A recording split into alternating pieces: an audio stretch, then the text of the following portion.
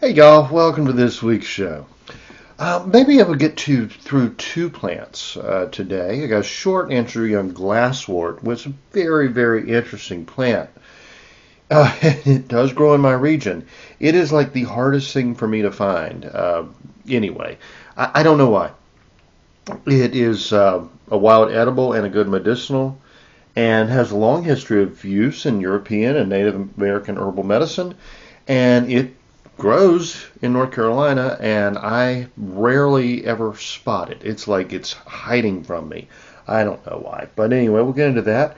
And I think after that we can get into Willow, which of course is, much bigger category, and a lot of historic documented use on that, and a lot of, modern day use as well. I do want to mention a couple of things before we get started here. First of all, I have been doing new videos on the YouTube channel. Got the Herbal Medicine 101 videos up there. I'm now doing about one a week on that. I'm also doing what I call Bushcraft and Woodcraft. I've had so many requests. Can you please do videos, show us how to forage, how to carve a spoon, how to make a basket, how to pitch a, primitive camp, build a campfire, catch a fish, and sleep in the woods, and, all the kind of things I like to do. And I've done 3 videos now on my everyday carry, or EDC. And it's a really basic survival kit, essentially, that I keep in a money belt, in my wallet, in my pockets, a few things I even stick in my hat, but and then a little molly pack, a little belt pack I put on. It's just a little, almost looks like a cell phone holder. In those few items, and I haven't covered them all yet. I haven't done what I put in my hat and what I keep in my coat and all that. These are things like I can just put on if I'm going in the woods, if I'm going more than 30 minutes from the house, and I've got the basics covered every day of shelter. Yeah, I've got ways I carry on my person, ways to make an emergency shelter that would allow me to survive for at least a week. Water, got water purification tablets, ways to contain that water, ways to boil water. Fire, speaking of boiling water, I've got, at any given time, I'm probably carrying 7 different ways to start a fire. Also carrying about 7 different blades, from a pocket knife to a belt knife to little hidden blades that I have in little packs that I could use in an emergency. Saw, carry a saw with me, sometimes 2. You'd be pretty surprised where I keep the second blade, saw blade. It actually goes in my hat. I haven't covered that one yet, but I gave you the one that I put in my wallet. That'll probably, really surprise you. First aid kit, fishing kit, compass, and all kinds of stuff. You'll really be amazed, and it's inexpensive. You can put this stuff together in A few days to a week, you can get everything you needed.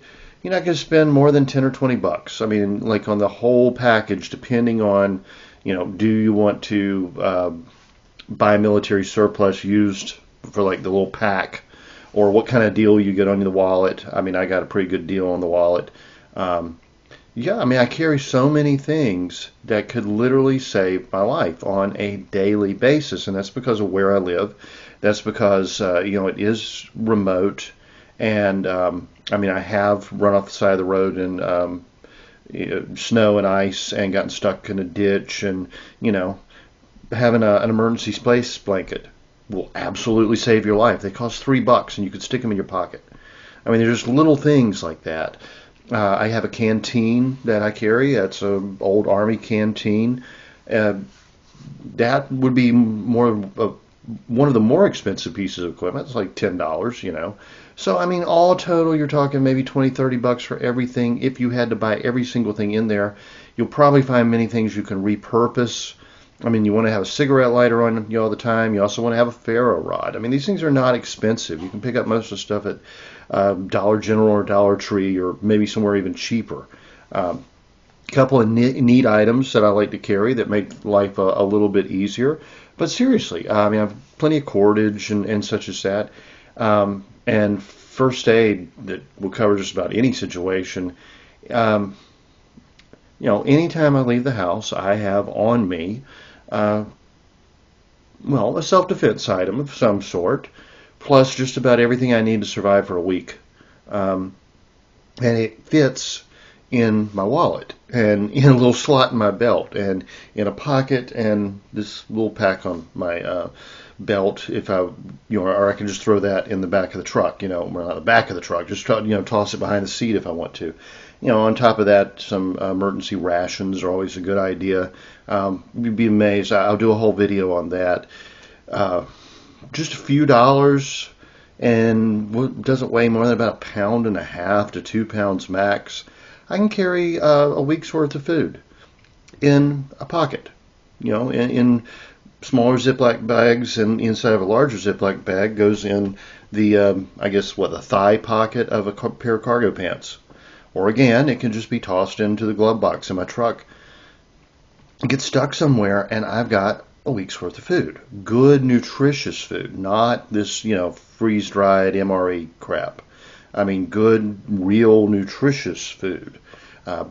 Solid, real protein, real rice and lentils, real, and it tastes good, and it's going to cover all the basics. And, after that, all I got to do is find a source of water. And, of course, where I live, water's abundant. We get 270 days of rain a year. It's raining right now. It's raining hard right now. But anywhere I go, there's going to be a creek, there's going to be a spring, there's going to be a pond. Water's never an issue for me, and that's really just about anywhere in North Carolina and the surrounding states. I mean, just about everywhere you go, there's going to be a creek, there's going to be a river, a stream, a pond. It's not like the desert Southwest.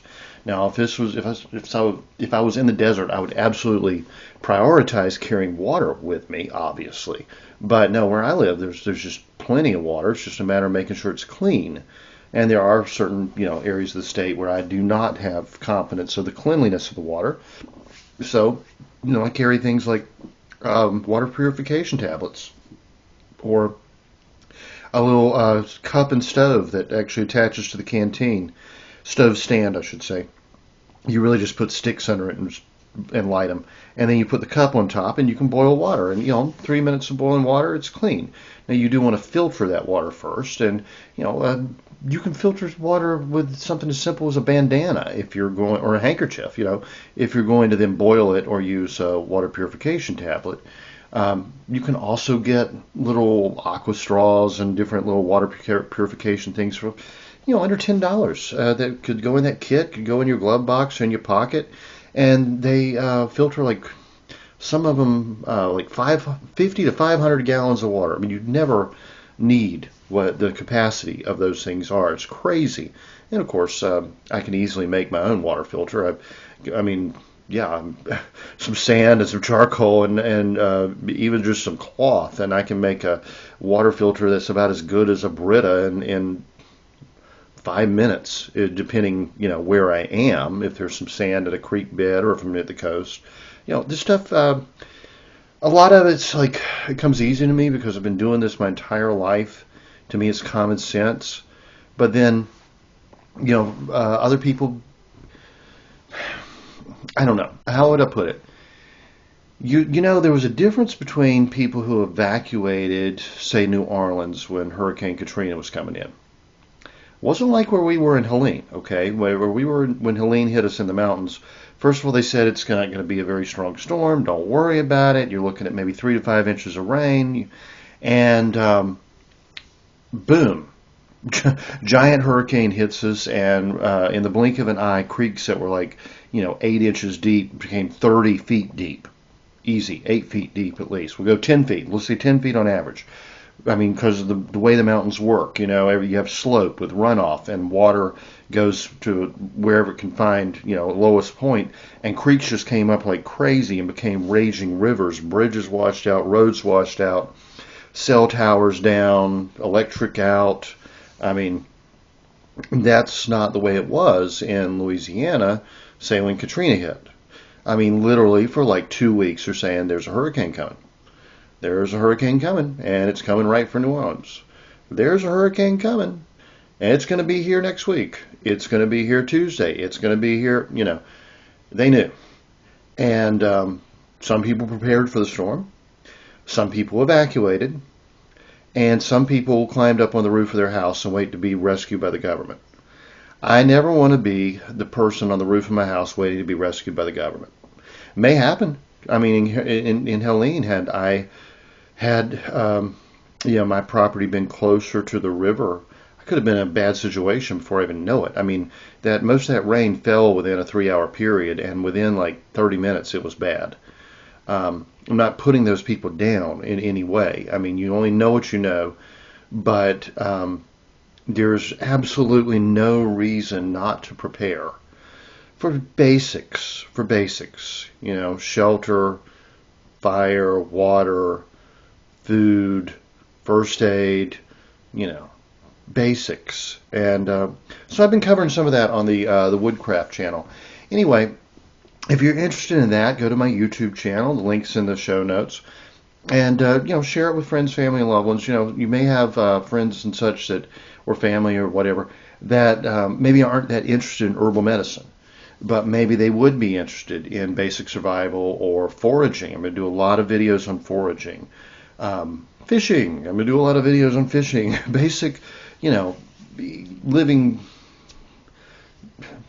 just, I don't know. You can do it for pleasure or you can do it for an emergency. And I'm kind of in between. I always carry what I need for an emergency, but really, my entire life, I mean, all I ever want to do is just get out in the woods and go hiking or foraging or fishing. So that's kind of my thing. And that's why, a lot of this stuff is more common sense to me. Now, some of the stuff is not. I'm really not very knowledgeable on like shortwave radio and such, emergency communications. That's something I'm going to have to look into. And maybe as I learn about that, I'll share that journey with you. But in the meantime, you can learn how to carve a spoon or weave a basket or carry a few items in your pocket that could literally save your life. And of course, I'm still doing mandolin and guitar videos, teaching really from basic tunes up to fairly advanced music theory on YouTube. So maybe, I got something you can share with your friends and family, even if they're not into herbal medicine. And maybe if they start watching those videos, they'll start to watch some of the herb videos too.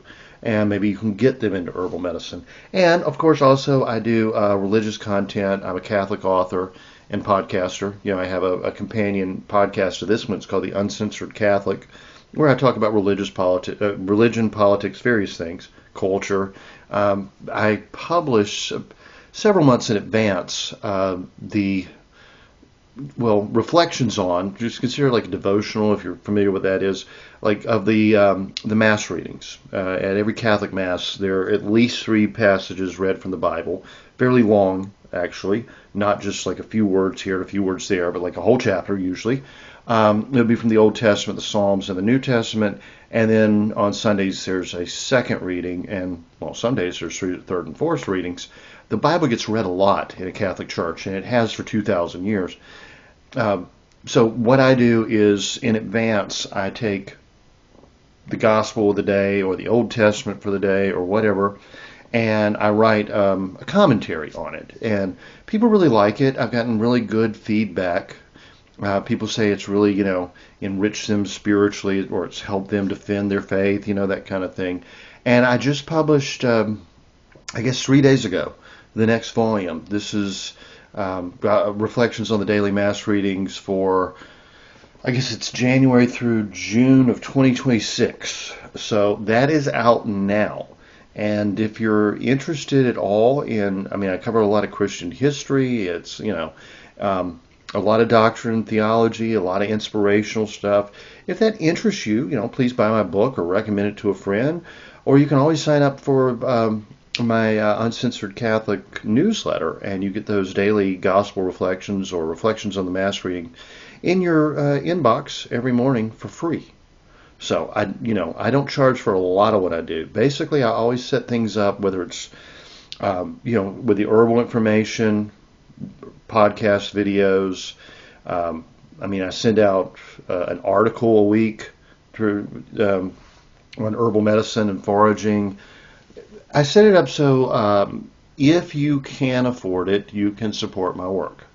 And if you can't afford it, you still get so much information and content for free that I really believe it's more than you're going to find anywhere from anyone. I don't know of another herbal teacher, herbalist, that gives away as much for free as I do. And that's because I see it as sort of a mission, I didn't, it was almost miraculous how I met the right people to teach me about herbal medicine and the way I was taught about herbal medicine. And I feel like it's my duty to share it with people. So I always appreciate if you can buy one of my books.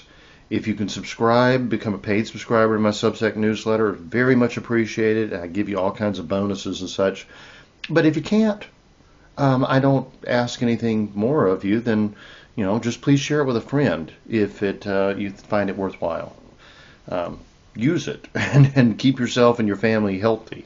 And anyway, now let's go ahead and we will talk about glasswort. That is Salicornia. Let me get a sip of water here. Now, there are 7 varieties of glasswort with documented use in herbal medicine. Only one is native to my region. That may be one of the reasons I have so much trouble finding it. It's a more common plant in Europe and really into the Middle East. The one that is native is Salicornia virginica, and apparently makes excellent pickles. I have never found enough to pickle. I only find a little here and a little there, and usually when I'm at the coast, and apparently though it grows far into the Piedmont, but this is my white, what was the word? I can't remember. Anyway, this is like my unicorn. I can't find the glasswort. I don't know why. Gosh, what was that? Whale. It's a white whale. This is my white whale. So anyway, Gerard wrote of glasswort. He says, a little quantity of the herb taken inwardly doth not only mightily provoke urine, but in a like sort casteth forth the afterbirth, and draweth forth by siege waterous humours, and purgeth away the dropsy. So very strong diuretic is basically what he's saying. A great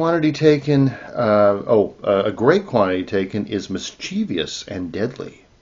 So apparently, if you took too much, it was toxic. He says the smell and smoke of the herb drives away serpents. Amazing, huh? I don't know if that's true or not. I've never found enough to see. I'd like to find out. The ashes are likewise tempered with those medicines that serve to take away scabs and filth off the skin. It easily consumeth the proud and superfluous flesh that groweth in poisonsome ulcers. Yeah. Okay, Elizabethan English. It's a little hard. Anyway, good for cleansing skin wounds and ulcerated skin, anything. Um, uh, yeah, I'm gonna skip ahead. Oh, he says good for scabs and manginess. The that was used as a flower bathed with that. Cold pepper about 100 years later. At least his language is a little bit easier. He says all sorts of saltwort or glasswort have a cleansing quantity and are of a great or manifest heat. The powder of them, or the juice, which is better, taken in drink, purges downward phlegmatic, waterish melancholy and adust humors. Well, I thought he'd be more clear. Anyway, he says it's good for dropsy, that's edema essentially, to provoke urine and opens the stoppings of the spleen and wastes the hardness thereof. So good for splenic inflammation. But it must be used with discretion, as a great quantity is hurtful and dangerous. The ashes are very sharp and biting, like a caustic, like the lye, and the lye that is made thereof is so strong, it will fetch off the skin from the hands, so it would actually dissolve your skin. So want to be pretty careful with that, but it was mixed into compounds and used for various, scabby skin lesions and such as that. Let's see, more modern use. Miss Grieve in the 1930s quotes Parkinson about taking the lye from the ashes. Yeah. Medicinal uses in action. She says, the juice of the fresh plant was said to be an excellent diuretic, the twisted seed vessels having the same virtue and being given in infusion. But by the way, the reason it's used for glasswort, she mentions, the ashes were used in glass making. There's a caustic salt that comes from it that was used to fix or harden glass. Plants for future modern use says, specifically of Virginiana, the plant has been externally used in the treatment of arthritic pain, rheumatism, aches, pains, and swellings. Well, speaking of pain, let's get into salix or willow. 62 varieties of salix have been found useful in herbal medicine. This includes every variety of willow, most osiers, and what's the other? Poplar? Yeah, I think that's right. Anyway, it'll come to me as we keep going here. Only 4 varieties grow are native. We do have several that have been brought in, transplanted. We actually have Salix caroliniana, I should say, which is the Carolina willow, and it's more found in the coastal regions. Salix humilis, which is upland or prairie willow. Salix occidentalis, dwarf upland willow. And Salix sericea, which is silky willow. Also pussy willow, which is Salix discolor, Salix purpurea, which is known as basket willow or purple osier willow. Very pretty plant, very much used in basket weaving, like the other osier, the red osier, which is considered a dogwood. I'm not sure what the relationship is between those two plants. But going back a long time, willow has been known in herbal medicine. It has salicins, which reduce inflammation, pain, and lower fever. And people have known this forever. I mean, Dioscorides wrote about it, over 2,000 years ago. Of course, in America, the Native Americans knew about it. And for some reason, this myth got going, I think because of that old show, Dr. Quinn, Medicine Woman. There was this myth that the Europeans didn't know how to use willow bark for pain, inflammation, and fever, and that was introduced to them by really Western tribes, and that's ridiculous. I mean, they've literally been using it for thousands of years, and certainly recognized the same plant when they came here, but, I guess it was a nice story. So, Dioscorides referred to willow as Itea. Interesting name. That actually used to be a woman's name, by the way, Itea. There was a woman that worked for my grandmother named Itea. Unfortunately, she liked to chew copious amounts of tobacco and spit it everywhere, including the kitchen sink. So my grandmother had to relieve her of her duties fairly quickly. Anyway, he said that he describes a small tree, and the bark and juice are astringent. He said, leaves pounded into small pieces and taken a drink with a little pepper help those troubled with painful intestinal obstructions. Taken by themselves with water, they cause inconception. He thought it could actually be a birth control agent. I don't think that's the case. The fruit taken in a drink is good for those that spit blood, and the bark does the same. Burnt and steeped in vinegar, it takes away calluses and corns when rubbed on them. The juice from the leaves and bark warmed with rose oil in a cup of Malleum punicum.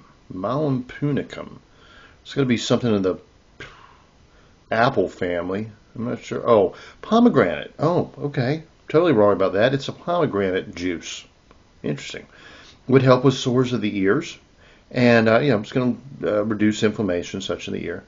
And a decoction taken them is an excellent warm pack for the gout. It also cleanses away the scurf or eczema. That's what they used to call it, was scurf.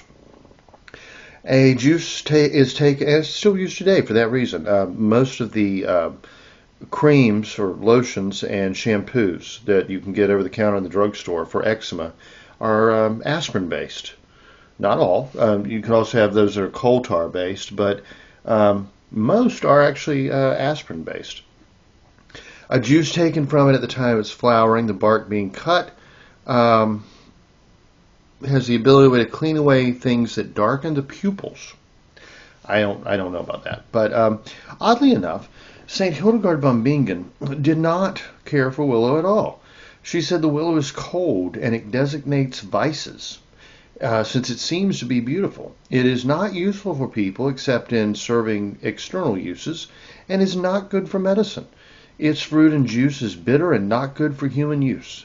If one wishes to eat it, it stirs up and augments melancholy in him, makes him bitter inside, and diminishes his health and happiness. I don't know why she felt that way. And I also, of course, don't know around 1100, 1080 to 1100 when she was writing, what it was being used for at the time. And there is definitely a cooling property to salicin, and it's bitter. But as far as making people melancholy and all, I don't know. Anyway, Gerard, writing in the 1500s, he said that the leaves and bark of the willows, or withy as they used to call them in Old English, do stay the spitting of the blood and all other fluxes of the blood whatsoever in man or woman. And that means anything from bloody diarrhea to excessive menstrual disorders or internal bleeding, or coughing up blood like from tuberculosis. He said if the leaves and bark were boiled in wine and drunk to stop bleeding. The green boughs with their leaves may very well be brought into chambers and set about the beds of those that are sick for fevers, for they do mightily cool the heat of the air. And that's actually true. It's especially true of the weeping willow, which actually pulls water up and then kind of almost drips it out of its fronds, its long stems, whatever you want to call them. That acts as a natural air conditioner. For that reason, my grandfather planted willow trees at the corners. He had a long back porch, like a breezeway. There was also a breezeway. There's a long covered back porch and a breezeway, and he put willows at the corners, and then taller trees over them to cast shade, and bushes underneath to keep that air flowing. And it was literally natural air conditioning. You could go out on a 110-degree day in eastern North Carolina, sit on that porch, and he had a little like ornamental pond and everything, and you were sitting there in natural air conditioning. It was 20 degrees cooler, which is still pretty darn hot. But in the evenings, it was really nice, really very nice, except for the mosquitoes, of course. But the green, well, we said that. Let's see, did Gerard say anything else interesting? No, not really. Culpeper, writing about 100 years later, says that it would stop spitting of blood, the fluxes of blood in man or woman, to stay vomiting, and that was used as a decoction drunk in wine, bark and leaves. He says it would help with congestion of the lungs. Leaves bruised with some pepper and drank helps much the wind colic or gassiness, bloating. The leaves bruised and boiled in wine and drank stays the heat of lust. Again, that cooling property that St. Hildegard talked about. He said it quite extinguishes it if being long used. The seed is also some effect. I don't know why that would be true, or if it is, I don't know. Water that is gathered from willow when it flowers, the bark being split or slit, and a vessel receiving it, is very good for redness or dimness of sight, or for films that grow over the eyes. Okay, so that's what St. Hildegard was talking about. And helps with like mucus congestion of the eyes, the films, provokes the urine, take from the face and skin spots and discolorings, and a lot of those spot creams that are supposed to get rid of like freckles and dark spots also are aspirin based. So I mean, these are uses that have been known for hundreds of years. Let's see, is there anything? Well, he gets into talking about Galen and older herbalists. We've already covered the older ones. We go up to 1930s. Miss Greaves said of black willow, got those here in North Carolina. I think they've been introduced. She says, and it has an aphrodisiac property, so quite the opposite of what Culpeper was just saying, but also sedative. And the bark has been prescribed in gonorrhea and to relieve ovarian pain. A liquid extract is prepared and used in a mixture with other sedatives. Also used in the treatment of nocturnal emissions, or wet dreams as we know them. White willow, also introduced to my area. Tonic antiperiodic, which means it'll actually stop menses. Astringent has been used in dyspepsia, which is essentially just an upset stomach, burping and heartburn, indigestion, that kind of thing. Which is connected with debility of the digestive organs in convalescence from acute disease in worms. Yeah, willow has been used to help with intestinal parasites of worms. In chronic diarrhea and dysentery, it is tonic and astringent, and the combination renders it very useful. Turning to the Irish tradition, John Kehoe said a decoction of and he doesn't specify which willow. He says a decoction of the leaves, bark, seed, and flower in wine taken internally stops vomiting, spitting of blood, excessive menstrual flow, and all other flows of the blood. The ashes of the bark mixed with vinegar causes warts to fall off and soothes hard skin. Yes, also another common remedy you might find at the drugstore to this day is, or in old home remedies, put aspirin on a wart. He says it causes them to fall off. I don't know how well that works, but when I worked in the drugstore, there was at least one aspirin-based wart cure, and the old folks still recommended that. He said the sap that flows from the bark is good for inflammation of the eyes. Now, Brother Aloysius gives a lot of uses. He says decoction is very bitter and astringent and can be fruitfully used for the treatment of fever.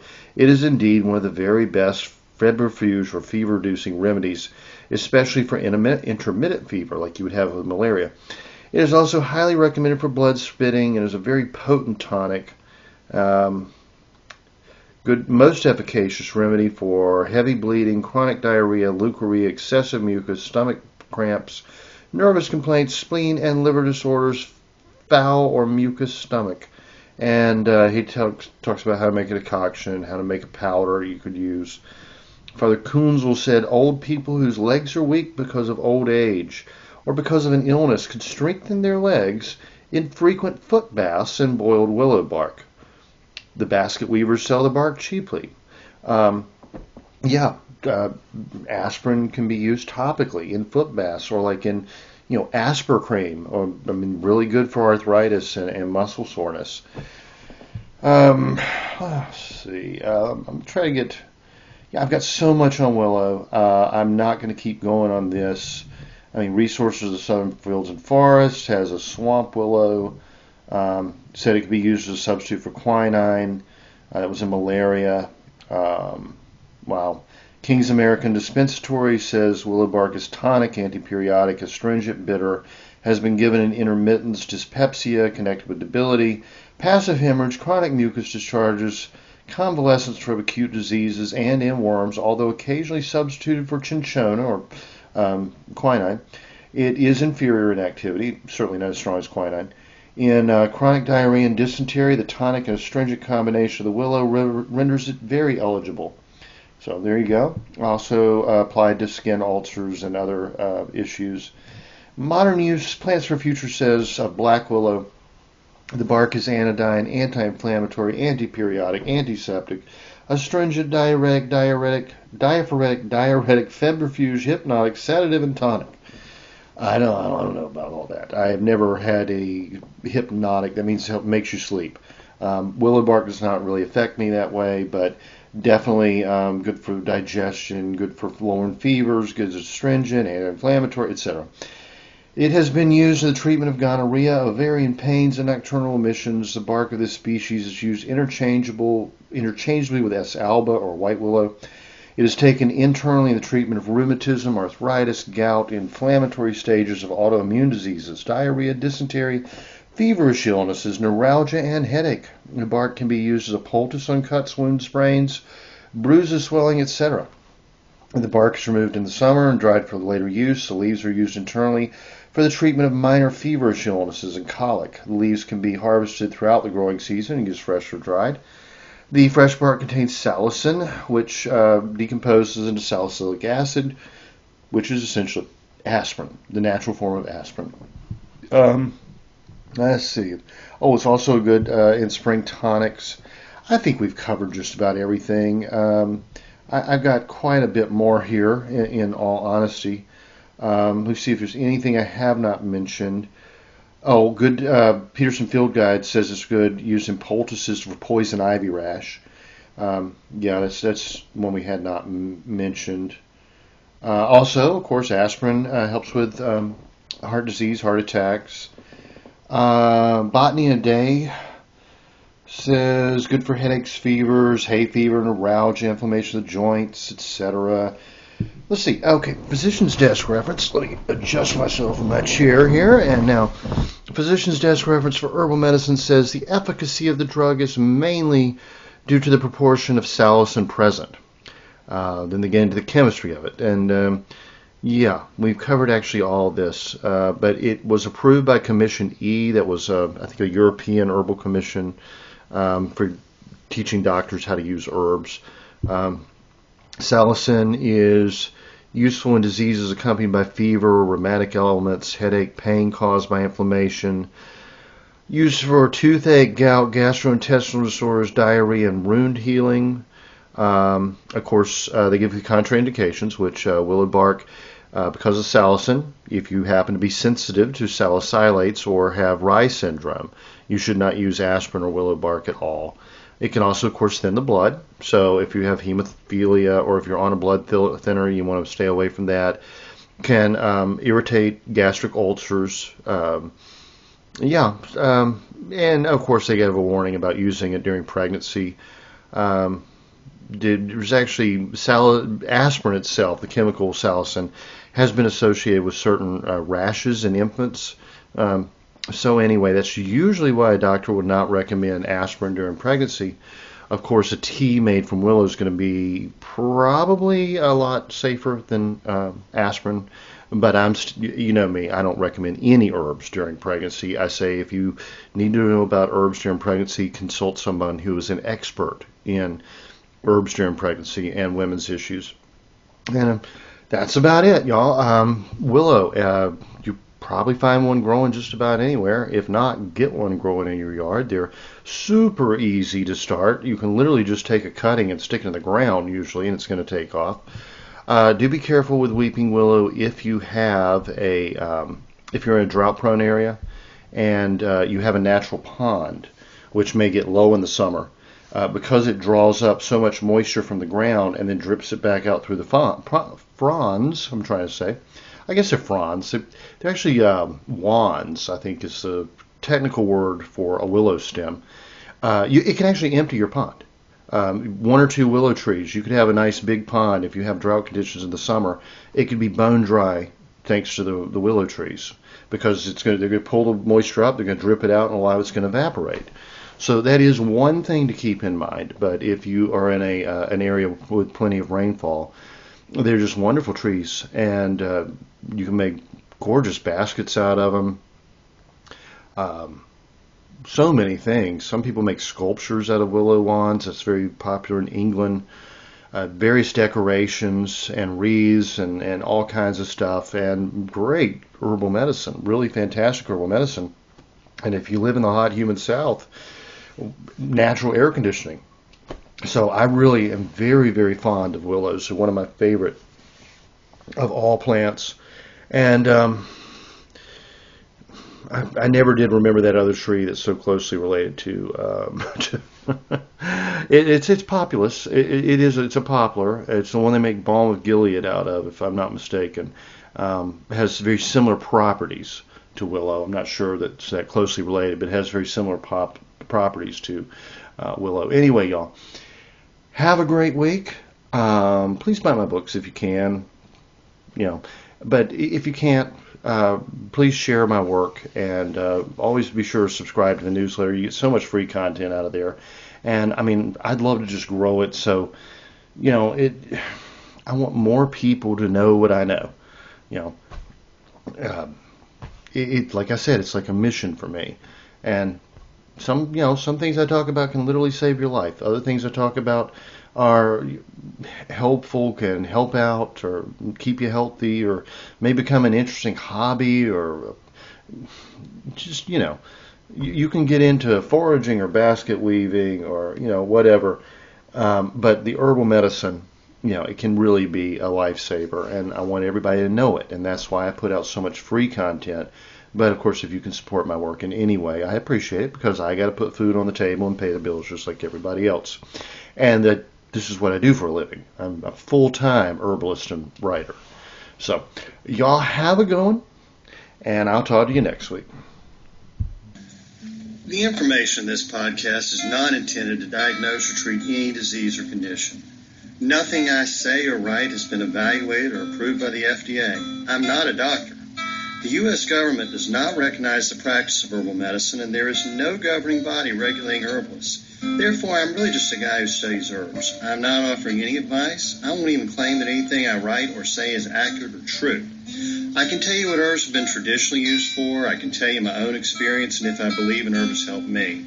I cannot nor would I tell you to do the same. If you use an herb anyone recommends, you are treating yourself. You take full responsibility for your health. Humans are individuals and no two are identical. What works for me may not work for you. You may have an allergy, a sensitivity, an underlying condition that no one else even shares and you don't even know about. Be careful with your health. By continuing to listen to my podcast or read my blog, you agree to be responsible for yourself, do your own research, make your own choices, and not to blame me for anything ever.